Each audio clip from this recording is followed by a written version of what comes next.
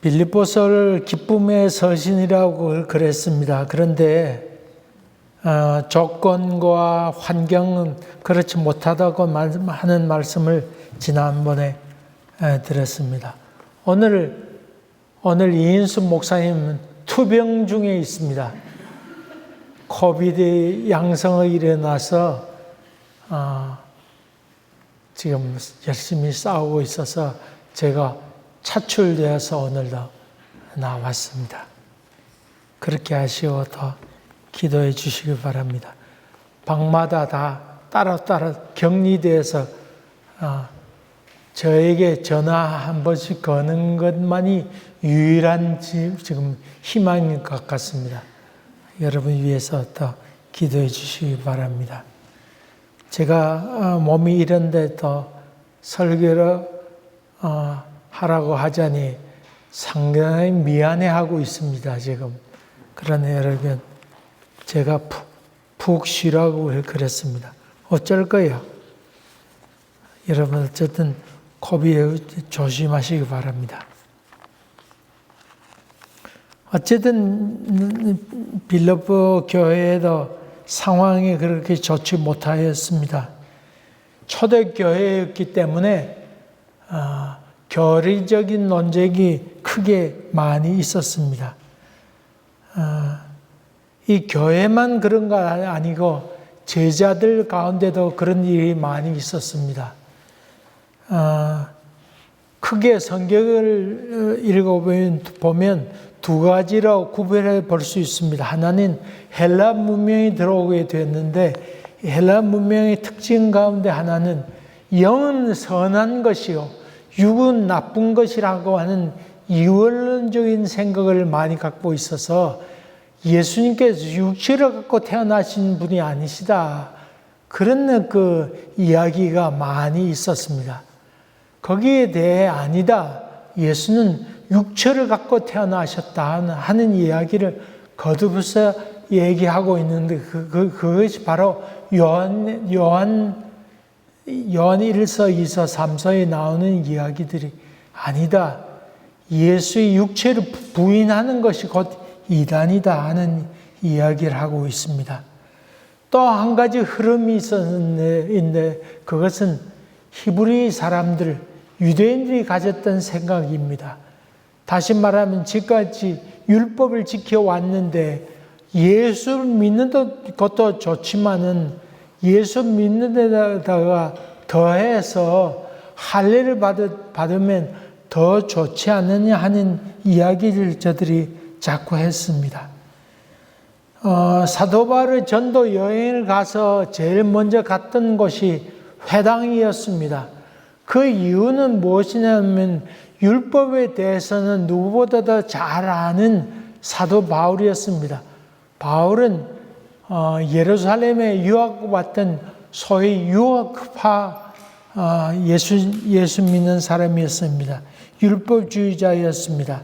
그러니까 자기가 잘 아는 율법을 얘기하면서 바로 구약에 나타난 그분 바로 이 예수다 하고 하는 이야기를 했으니까 회당에 가서 전도하는 것을 제 우선순위로 삼았습니다. 그래서 저들이 복음을 믿고 기뻐하였지만 사도 바울이 떠난 다음에는 그래도 율법을 또 믿으면 더 좋지 않겠느냐 생각을 많이 가지게 되니까 그로 인해서 분쟁이 많이 일어나게 되었습니다. 이 유대교는 예수 믿는 것 좋지만은 거기다가 율법 믿으면 더욱 좋겠다는 생각을 많이 갖게 되었습니다. 흔히 어떤 사람 어려움 당하면 예수님께도 기도하고 부처께도 기도하고 알라에게도 기도하면 그 중에 어느 분이야 도움을 줄 거 아니냐 그런 얘기를 하는 사람 종종 만나게 되는데 그런 생각을 하는 것과 같은 일이었습니다. 어쨌든 이런 논란은 이 빌립보 교회에만 있은 것 아니고 초대교회에 갈라디아 교회에도 그런 일이 있었고, 특별히 또 예루살렘에서 제자들도 그런 일이 많이 있었습니다. 제1차 예루살렘 회의는 참으로 중요합니다. 사도 바울이 복음을 전하고 돌아와서 회의가 열리게 됐는데, 사도 바울이 보고하면서 여러분 율법을 지키지 않다 하더라도 예수를 믿음으로 말미암아 구원 얻게 되는 일을 내가 눈으로 다 목격했습니다. 그런 얘기를 하게 되니까 거기에 많은 유대교 믿던 사람들이, 그 제자들이 그럴 수가 없다, 그런 말들을 많이 하였습니다. 그로 인해서 논쟁이 많이 벌어지게 되었습니다. 사도 바울은 율법을 지키지 않더라도 예수를 믿음으로 말미암아 구원 얻습니다. 암만 얘기해도 거기 있던 제자들은 받아들이려 하지 않았습니다. 기왕 그것도 좋지만은 율법 지켜야 됩니다. 할례도 받아야 됩니다 하는 논쟁이 일어난 것이 성경에 매우 중요하게 나타나는데, 바로 사도행전 몇 장? 1차 예루살렘 회의가 나오는데 15장이 나옵니다. 몇 장이요? 15장. 15장 중요한 것은 몇 가지 나오죠. 창세기 15장은 참 중요한 장이 나오죠. 뭐죠? 아브라함의 얘기 나오는데, 아브라함이 하나님께서 야 너에게 복을 많이 주겠다, 하늘의 별처럼 땅의 모래처럼 후손을 많게 하겠다 그랬더니 아브라함이 뭐라 그랬어요? 아브라함이 여호와를 믿으니 아멘이라는 말을 그때 하게 됩니다. 몇 장이요? 창세기 15장. 그리고 또 성경 가운데에 다른 거 다 없다 할지라도 이것이 있으면 성경이 된다 하는 책이 있죠. 무슨 책? 누가복음 몇 장? 지금 15장 하고 있어요. 누가복음 15장 탕자의 비유가 나오는데 그 말씀을 좀 이따가 좀 더 하려고 합니다. 이런 논쟁이 일어나서 예루살렘에 율법 지켜야 된다, 또 아니다, 그런 논쟁 한자 붙고 있을 때 이때 더 나섰던 사람이 있는데 그 사람은 바로 베드로였습니다. 베드로가 수제자로서 상당히 권위가 있었습니다. 베드로가 전도 여행 중에 있었는데 가이사라고 하는 곳에 백부장 고넬료가 있었습니다. 고넬료가 직업이 뭐였어요? 백부장, 금방 그랬잖아요. 백부장. 로마 군사였어요. 어디 있었다고요? 어디지? 로마에 있어도 로마 군사라고 그랬죠. 로마에 있었다 그랬어요. 아까 얘기했잖아요. 가이사라고 하는 동네는 케사르, 황제 이름 따서 부둣가에 있는 큰 항구 도시입니다. 이 가이사라고 하는 곳에 로마 군인들이 주둔해 있었는데 거기 백부장이 거기 있었습니다. 어느 날 하나님께서 환상 중에 이 가이사라에 욥바라고 하는 동네에 욥반 가이사라에 가까이 있는 항구 도시에 있었습니다. 베드로가 거기 있는데 베드로를 초청해라, 그런 하나님 계시가 그 가운데 있었습니다. 그래서 이 백부장이 베드로를 찾아 사람을 보내게 됩니다. 이때 같은 시간에 베드로는 욥바에 있으면서 환상 중에 어떤 것을 눈으로 보게 되냐면 하늘에서 보자기가 내려오게 됐는데 그 보자기 안에 무슨 고기가 있었습니다. 그런데 하나님께서 야 받아 먹으라 그렇게 말씀하시게 됩니다. 아마도 제 생각에 그 돼지 삼겹살 잘 삶은 거 아니겠나, 이 제 생각입니다. 보신탕 좋아하는 분이 가이사라 하면 이북식으로 얘기하면 가이살, 가이라고 하는 말은 윤고사님, 가이가 뭐지? 개. 그래 평안나 사람 보신당 좋아합니다. 우리 가이 먹으러 가자우. 그럼 예반 마치고 보신탕 집에 가는 거죠. 그래 가이, 개라고 하는데 개. 아마도 그 보자기에서 내려왔대 펼쳐보았더니 돼지고기였는지 개 보신탕이었는지 모르지만 베드로가 그거 보고는 내가 그거 먹지 않습니다. 지금까지 내가 율법을 지키면서 먹지 않고 살아왔는데 안 됩니다. 부정한 동물이니까 먹지 않습니다. 그렇게 얘기했더니 하나님께서 하나님께 그렇게 하신 것을 속되다 하지 마라. 그러면서 받아 먹으라 얘기합니다. 하는 수 없이 베드로는 그것을 먹게 됩니다. 그때 그것이 무슨 뜻인지 몰랐는데 조금 시간이 조금 지났더니 고넬료가 보내는 사람이 문을 두드리는 겁니다. 두드리면서 여기 베드로라고 하는 사람이 있습니까? 그렇게 묻게 되죠. 그리고 얘기하기를 우리 주인이 고넬료가 보내서 왔는데 하나님께서 이 베드로라는 사람을 초청하라고 그래서 지금 초청하러 온 것입니다. 사도 바울이 머뭇거리면서 가지 않으려고 좀 그랬는데 하나님께서야 그냥 가라, 의심하지 말고 가라. 그렇게 얘기하게 되니까 베드로가 하는 수 없이 고넬료 집으로 가게 됩니다. 고넬료 집에 갔더니 고넬료가 벌써 자기 친구들과 자기 가족들 모아놓고 기다리고 있었습니다. 거기서 베드로가 설교를 하게 됐는데 베드로가 거기서 설교를 하게 되니까 거기 있던 함께 있던 모든 사람들이 예수 믿게 되고 세례받는 것도 주저하지 않게 됩니다. 다들 거기 있던 사람들이 다 놀라운 은혜를 경험하게 돼서 놀라운 일을 경험하게 됩니다.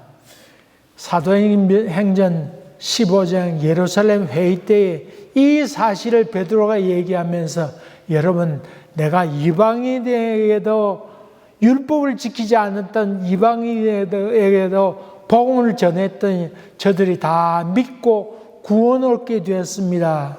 그러니까 저 바울이라는 사람이 이방인의 복음을 전하면서 율법을 지키지 않고도 믿음으로 말미암아 구원을 얻게 되었습니다. 그러니 그 도에 대해서 나는 지지합니다.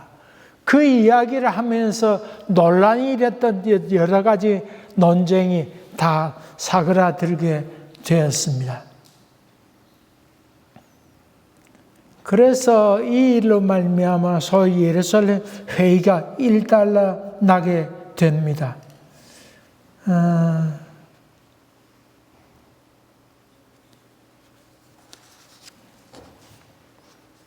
여러분 율법주의자들은 율법을 다 지키더라도 하나님께서 맨 마지막에 율법을 다 잘 지키느냐 지키지 않느냐 판정해서 잘 지키지 못했으면 불합격해가지고 넌 온전히 율법을 지키지 못했으니 구원받지 못한다. 그것이 소위 율법주의자였습니다. 그래서 나온 사람들이 누구냐면 바리새파 사람들이었습니다. 열심히 율법을 지키는 사람들이었습니다. 특별히 이 율법으로 인해서 갈등을 겪은 교회가 오늘 빌립보 교회뿐만 아니고 또 갈라디아 교회도 특별히 더구나 그러했는데 이 할례가 매우 중요하다. 그것을 아주 열심히 얘기해서 두 파가 나누어서 극렬히 싸우게 됩니다. 이 소식을 듣게 됐던 사도 바울이 편지를 쓰게 됐는데 그것이 바로 갈라디아서입니다. 사실 사도 바울은 예수를 본 적이 없는 사람이 있습니다.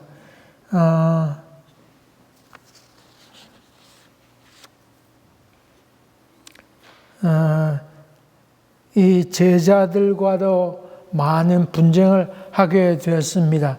할례를 받아야 된다, 말아야 된다, 거기에 대해서 사도 바울은 분쟁을 많이 하게 됐지만은 사도 바울은 조금 더 양보하려고 하는 생각하지 않았습니다.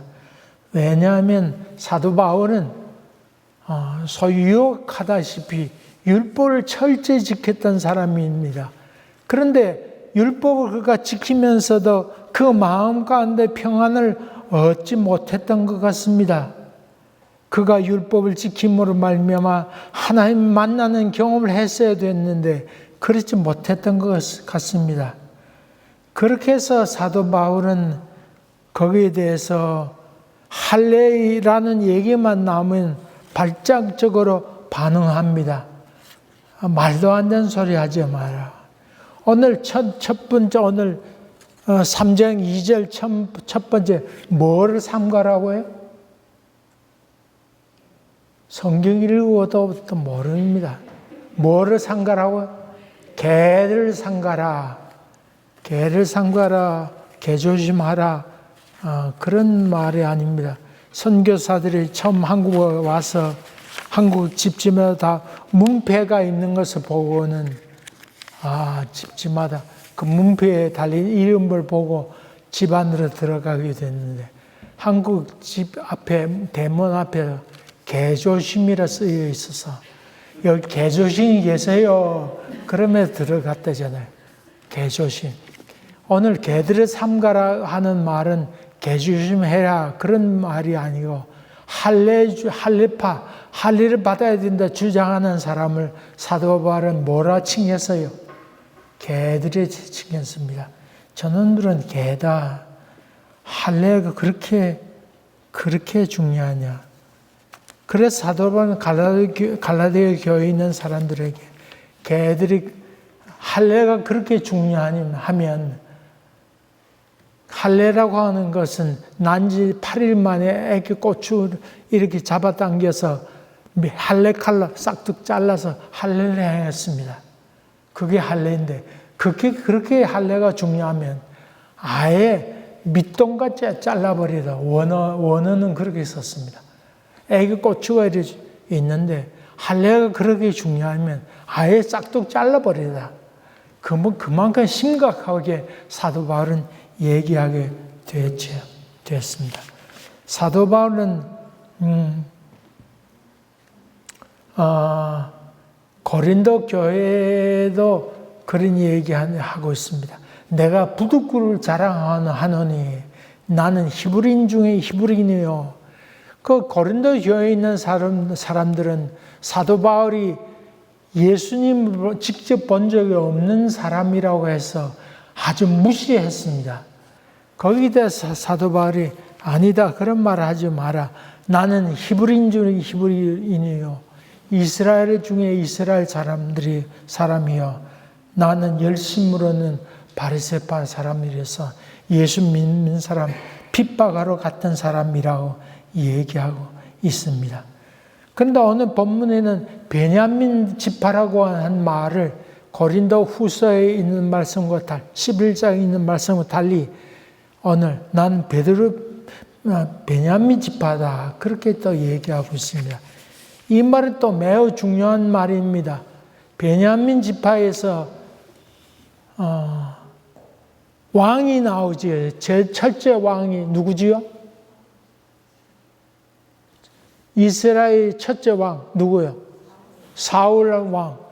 사울 왕은 무슨 지파지요? 베냐민 지파입니다. 베냐민 지파의 사울인데 사울 왕이 나쁜 왕이요, 좋은 왕이요? 물론 다윗에 비해서 좀 함량이 미달됐다 하지만 첫 왕으로서 상당히 잘하는 왕입니다. 아마 악지적인 나쁜 왕이었으면 사울이라는 이름이 없었겠습니다만 그렇게 하지 아니하고 지금 사울이라는 제자가 나왔잖아요. 사울. 그러니까 베냐민 지파에는 사울이라는 사람이 많이 있었습니다. 여러분, 사울 지금 제자 가운데 하나 바울에 관한 얘기지만 사울이 변해서 바울이라고 흔히 얘기하는데 그게 아니고 사울은 히브리식 이름이고 바울은 로마식 이름이었다고 말씀드렸습니다. 이름 바뀐 거 아닙니다. 원래 그 이름이었습니다. 근데 베냐민 지파의 사울이라 난 베냐민 지파 사람이다 그랬는데 물론 사울이 다윗을 죽이려고 아주 괴롭히긴 했습니다만 그러나 베냐민 지파에 있는 사람이 다윗이 왕위에 오른 다음에 아주 다윗을 지지하고 나섰던 지파가 바로 무슨 지파? 베냐민 지파였습니다. 또 후에 이 바빌론 포로 갔다 와서 예루살렘에 다시 봉축하게 되는데 그때 앞장서서 모금 운동하고 또 예루살렘 성을 재건하려고 애썼던 사람이 무슨 지파? 지금 베냐민 지파 얘기하고 있잖아. 베냐민 지파 사람이었습니다. 그러니까 많은 다른 지파 사람들로 하여금 존경을 받았던 지파가 무슨 지파요? 베냐민 지파였습니다. 그러니까 제 사도 바울이 나는 이래봬도 베냐민 지파 사람이다. 누가 큰 소리 쳐도 야 쓸데없는 소리 하지 마라. 내가 베냐민 지파 사람이다. 그것을 지금 얘기하고 있습니다. 그리고 율법으로는 내가 바리새파 사람이다. 그가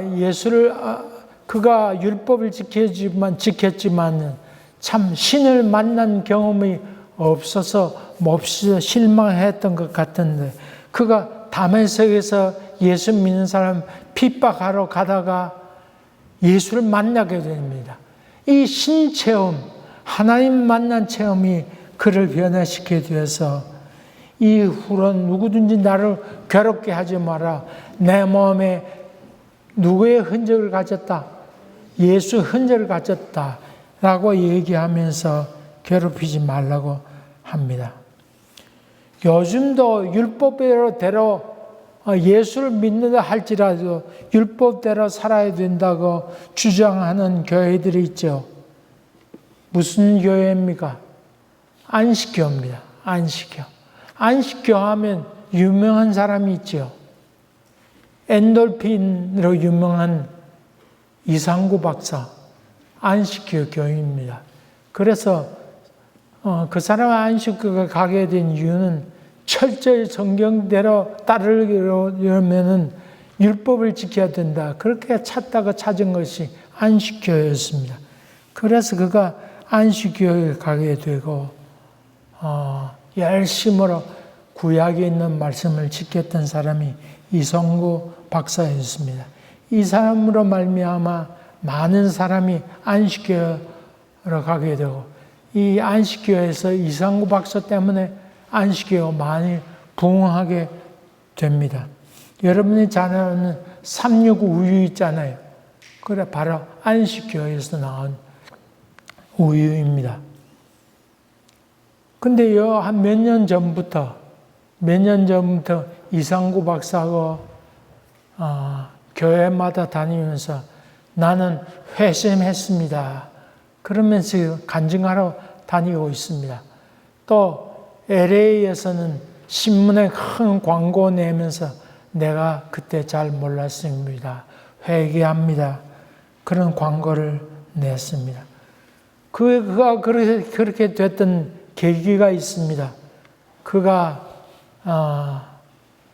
뉴스타트 운동, 새로운 물리교 운동하면서 성경대로 살아야 된다고 하는 그런 채식주의를 권하면서 했던 운동이 강원도에서 있었는데 어느 날 안식교회 교인이 한 사람은 자기 찾아와서 질문하게 됩니다. 생명이 이제 2년 넘게 밖에 당신 살지 못합니다. 육종암이라고 하는 지독한 암에 걸려서 뇌에도 암이 번져서 이제 살 가망이 없이 이상구 박사가 하는 그 센터에 찾아왔습니다. 그런데 어느 날 이 여자분이 이성구 박사에게 묻습니다. 내가 율법도 이렇게 잘 지켰는데 하나님은 천국에 들어갈 수 있는 것입니까? 그렇게 묻는 겁니다. 그렇게 해서 이성구 박사가 안식교 교리를 다시 보게 되었습니다. 근데 이 여자는 자기는 구원 받을지 안 받을지 모른다고 하는 얘기를 하게 됩니다. 내가 천국 가게 될는지 안 되게 될는지 잘 모르겠다고 얘기하게 됩니다. 이 얘기를 들었던 이상구 박사가 교리를 찾아보았더니 거기 안식교회는 소위 조사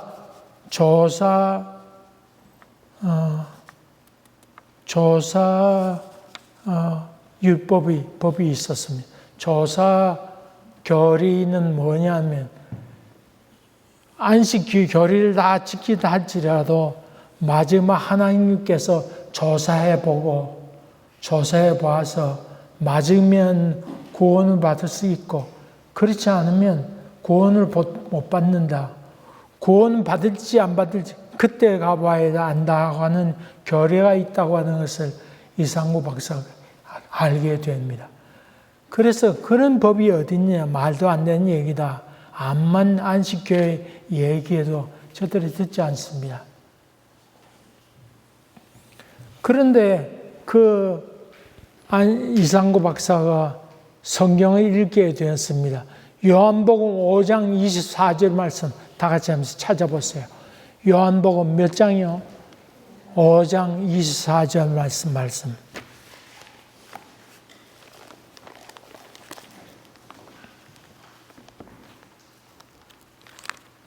요한복음 5장 24절 찾았어요. 다 찾았어요.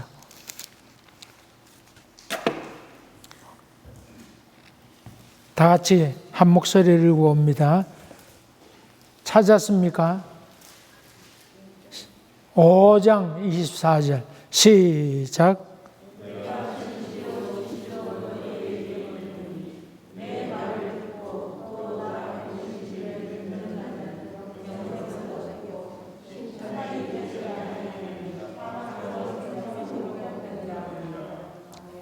영생을 얻을지 안 얻을지 모르고가 아니고 영생을 얻었고, 만약 그 조사 교리가 옳다 그러면 성경에 영생을 얻을지 안 얻을지 모르겠다 그렇게 쓰여 있어야 되지, 얻었고라고 써 있어야 하느냐. 그가 그렇게 하면서 이 말씀을 5장 24절 말씀을 펼쳐 그 여인과 같이 읽으면서 집사님, 이 말씀대로 한다고 그러면 구원을 얻었습니다. 그 말을 듣는 순간 이 의심했던 여인, 구원 받을지 안 받을지 모르겠다고 했던 이 여인과 같이 할렐루야 탄성을 부르게 됩니다. 그렇다면 구원 받게 되는, 이미 받은 것이로구나. 그런 마음 가운데 얻게 되면서 드디어 마음의 찬 평안을 얻게 됩니다. 구원이라고 하는 것이 내가 율법을 지킴으로 되는 것 아니고 은혜로 되는 것이로구나 하는 것을 그때 깨닫게 돼서 그 이성구 박사님 눈이 번쩍 뜨이게 됩니다. 그래서 그 마음 가운데 평안을 얻게 되고 다시금 깨닫게 됩니다. 아까 말씀드린 것처럼 누가복음 몇 장이 중요하다 그랬어요? 15장. 탕자의 이야기가 나오는데 만약에 조사 교리가 옳다고 하면 탕자가 그 아버지가 돌아왔을 때 아버지가 그 탕자를 데리고 와서 야, 너 집에 한번 가서 보자. 앉아봐라. 네가 아버지 돈 갖고 갔는데 제대로 썼냐 안 썼냐 한번 따져보자. 그렇게 해야 옳을 터인데 이 아버지는 아들을 데리고 그냥 들어가서 말하기도 전에 입 맞추고 그를 받아들이고 되지 않았느냐. 하나님의 구원의 역사는 율법의 지킴으로 말미암아 조례에 의한 것이 아니고 은혜로 되는 것이라고 하는 그걸 깨닫게 되고 놀라게 됩니다. 그로부터 그가 새롭게 변화되었는데 이 2달밖에 살지 못한다고 하는 여인이 이 복음을 받아들이고 난 이후에 크게 은혜가 오게 되고 몸이 변화가 일어나게 되고 세포가 새롭게 부활하게 되어서 그가 잘 살고 있게 됐다고 하는 이야기를 하게 됩니다. 이렇게 하게 되면서 그가 LA에 있는 신문에 광고를 내면서 내가 지금까지 잘못 전했습니다. 구원받게 되는 것이 율법을 지킴으로 말미암아 되는 것이 아니고 은혜로 되는 것입니다. 하는 것을 크게 광고내면서 요새 간증하러 다니고 있습니다. 여러분, 구원이 율법을 지킴으로 되는 것 아니고 주일날 교회 왔다고 되는 것 아니고 뭐로 되는 것? 하나님의 은혜로 되는 것. 그것이 구원이라고 하는 것입니다. 여러분, 여기에 대해서 감사하시면서 내가 은혜로 살게 되는 것이로구나. 이런 체험이 여러분 심령 가운데 가득하게 되기를 주의 이름으로 간절히 기원합니다. 기도하시죠. 은혜로우신 아버지 하나님, 은혜가 뭔지 좀 알게 하시고 깨닫게 하시고 열심으로 주님만 말씀을 쫓아 사는 동안에 하나님의 은혜가 번개같이 우리 심령 가운데 임하도록 도와주시옵소서. 예수님 이름으로 기도하옵나이다. 아멘. 사랑하는 교회 여러분, 율법을 지킴으로 말미암아 구원을 얻는다고 하면 우리는 다 구원의 문턱에도 가지 못할 사람들입니다만은 예수를 믿음으로 말미암아 구원 얻게 해주신 은총을 생각하면서 또 오늘부터 힘있게 살아갑시다. 지금은 우리 주 예수 그리스도 은혜와 하나님 아버지의 지극하신 사랑과 성령의 교통하심과 인도하심이 저희들 가운데 항상 함께 계시기를 간절히 축원하옵나이다. 아멘.